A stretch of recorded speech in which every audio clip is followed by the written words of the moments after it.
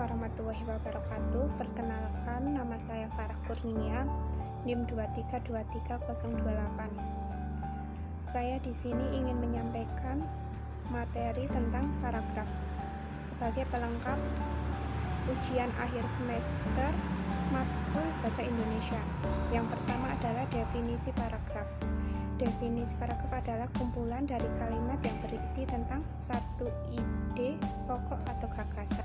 Ciri-ciri paragraf: mengandung makna, pesan, pikiran, dan ide pokok. Paragraf umumnya dibangun oleh beberapa kalimat, merupakan satu kesatuan pikiran yang padat, dan kalimat paragraf bersusun logis. Syarat-syarat paragraf: yang pertama adalah pemilihan kata yang harus tepat. Setiap kata memiliki pengaruh terpenting dalam sebuah paragraf. Oleh sebab itu, pilih kata yang sesuai dengan kondisinya.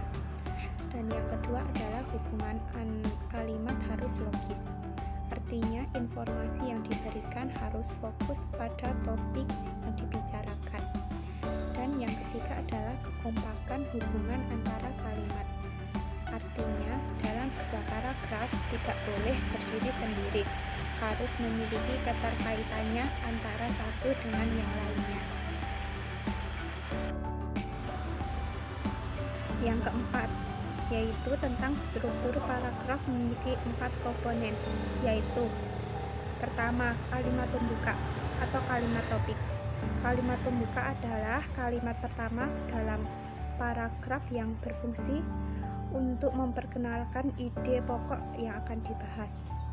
Yang kedua adalah kalimat penjelas.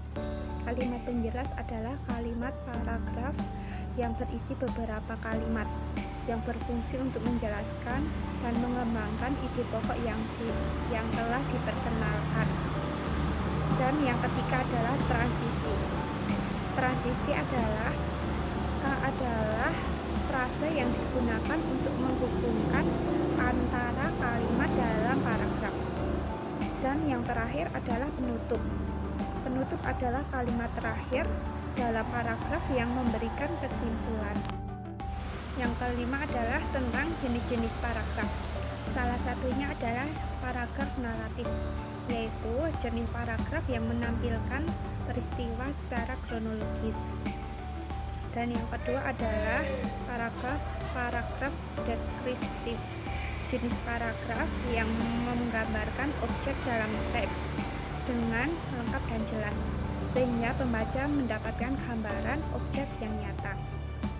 Dan yang ketiga adalah tentang paragraf ekspositif, yaitu jenis paragraf yang menampilkan kejadian suatu peristiwa dengan tujuan menceritakan kembali.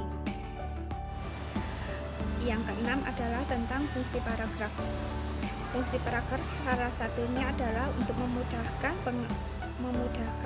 pengertian dan pemahaman pembaca, yaitu adanya gagasan-gagasan yang dipilah. 7 adalah tentang pola pengembangan paragraf.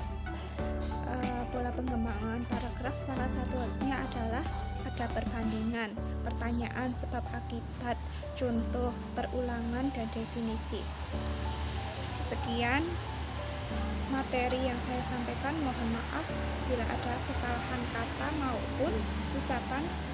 Saya akhiri. Wassalamualaikum warahmatullahi wabarakatuh.